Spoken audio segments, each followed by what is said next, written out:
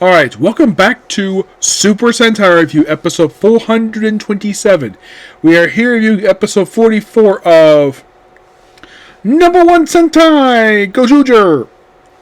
I am Red, and our original Sentai has arrived. Yes. And, oh boy, I guess because the thing is wrapping up really soon, let's follow up with two plot threads that have been pretty much been ignored for months. Because they bring up a couple things here. One was a character who has not been seen since episode 2. Yes, you heard me correctly. Since episode 2. So, in this particular episode, you just have, well, a little bit of Fire Candle where basically he's still moping at the Bodon Palace. The Queen Taika June is basically with her family. Banquet is working with the Half Century Cafe as a waitress, which she does okay at. We see a couple of brief scenes with her, and that's pretty much it. Fire Candle's like, I still want to fight humans, and Mr. Sweet Shiny Knife and Miss Sweet Candle Cake proceed to leave after they were told to by Fire Candle, and well, that's his content. He only appears like one scene the whole episode. Yeah, the former villains of the series don't really do anything like they don't really contribute anything to this episode. There's something, and of course, then we have, I think it's Kiji and Haru are just walking about, and all of a sudden we see grunts from, get this, Magi Ranger, Ginga Man. I think I saw one from Gal Ranger. I think it was. Yeah, I know. Actually, no, I didn't see Gal Ranger. I saw Go-Go 5. I saw their grunts. I did see Magi Ranger and, of course, Ninja Ranger. Several grunts. Like, oh, maybe the Calamity is probably coming back. Probably because, basically, the thing is about to wrap up really soon. There is, roughly, 5 or 6 episodes left to go for this whole thing.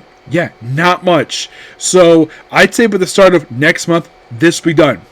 Yeah, this whole thing will be done. Which, my guess is when I probably resume with watching Sentai, basically, Gozyuger won't have much left to go for, sadly. But I'll still review Sentai even after this thing is wrapped up, because it's still got a few more left to go for Sentai, and then I'm done. Because this year in particular, I will be officially wrapping up Sentai. Yes, I'll officially be done with Sentai, because I've been doing it mostly almost on and off since 2016. Because I started watching 2016. Yes, I did do some reviews. Apparently, for some reason, it says 2017, even though I watched 2016. And, well, that's probably when the videos were recognized to be uploaded. It's like I did upload them years ago. So, this year will be the end of that. And I think also, I'm probably also going to wrap up Metal Heroes this year, presume. Yeah, I think so. I think in the case of both Metal Heroes and Sentai, this year in particular, those two officially be wrapped up. Yep, they will be. Kamen Rider, it might get really close by the end of the year, but it is a definite that Sentai and Metal Heroes will officially wrapped up this year, and I can put those two franchises behind me. In the case of Metal Heroes, yes, we kind of have back with... Now, those of you going to be asking me this, am I going to be reviewing Super Space Sheriff Gambit Infinity? Am I going to review that when it comes out? Yes. Yes, I am. So, there's that. So, then, almost before the grunt showed up, then we debut a brand new character. Yep, a brand new character. Origami Red, who rides an origami. Interesting. They explain he's a warrior from another dimension. Okay. Interesting. And it's like, oh, charismatic. I'll think of it. He basically calls me a Red Ranger. And he also brings up something that's not been mentioned at all. These two words in this show has not been mentioned since episode 8 of the show. And you're like, really? Yeah, really. Because in this episode, we get stock footage of a character who was, get this, you're going to love this. So Where is he here? No, it's not that one. Here it is. Monger Osi. Yes. First time he's been mentioned this series. Okay, so the last time he was seen, you see in flashback episode 39, but in a way, this is only the first time he was brought up since episode 10. You're like, really? Yeah. Oh, by the way, he was the primary reason why I started watching this show. This one character.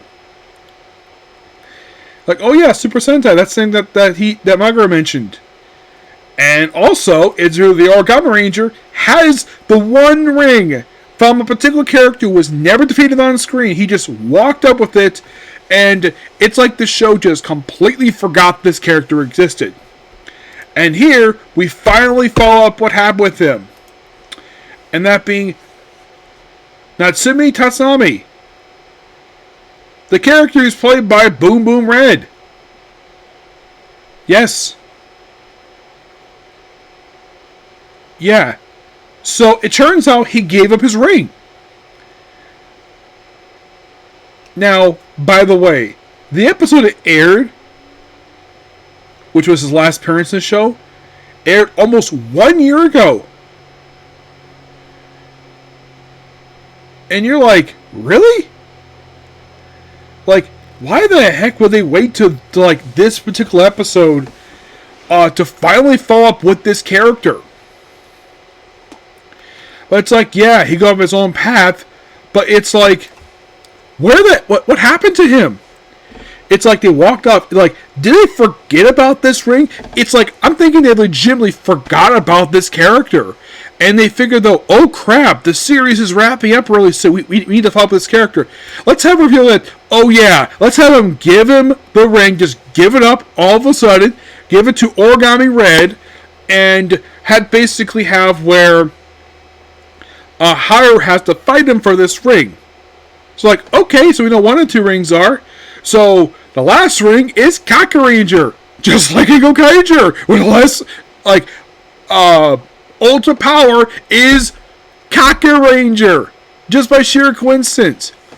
And then pretty much the rest of the team are just walking about, and then all of a sudden they're attacked by a ninja who turns out to be Sasuke.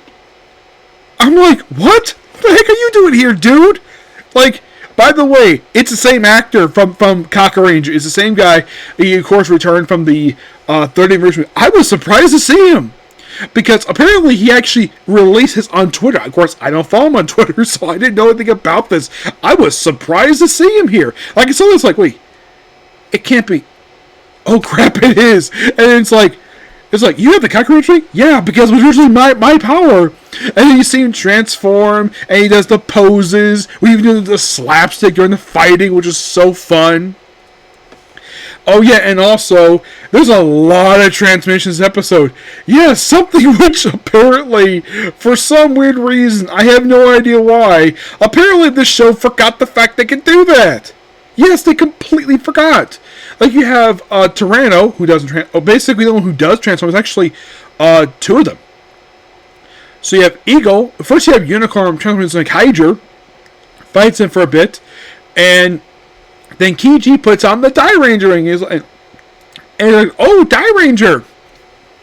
And the reason why, because that was the previous team before Kaka Ranger. That's all he knew about Die Ranger. It was so fun seeing this particular interaction, because the last time we actually had these two kind of interact was like on screen together, was actually in Super Sentai World, except the actor wasn't there. It was basically just guys in suits, but it was great to see this again. And in the case of Haru, who's fighting the Origami one, of course, they have this thing where you save 2 little kids. Some kids are fighting. So then he transforms first into the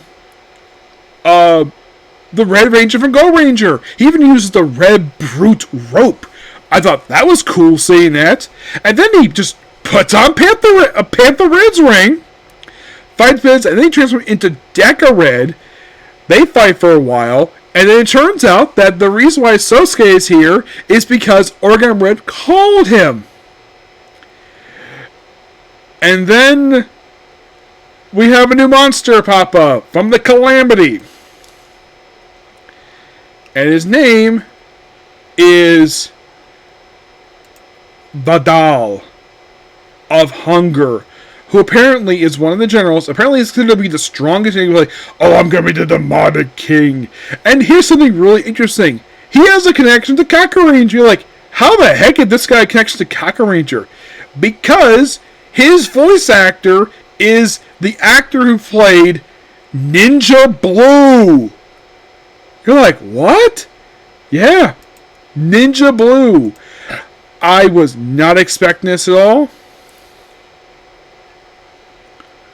Oh, by the way, a little fun fact with this guy, he was also the Japanese dub actor for Mega Ranger when Lost Galaxy got reversed over there, which is interesting.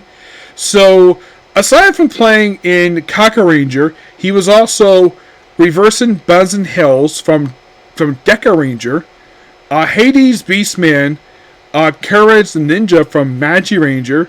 He was in Gekka Ranger's Confrontation Beast Mantis Fist Makara.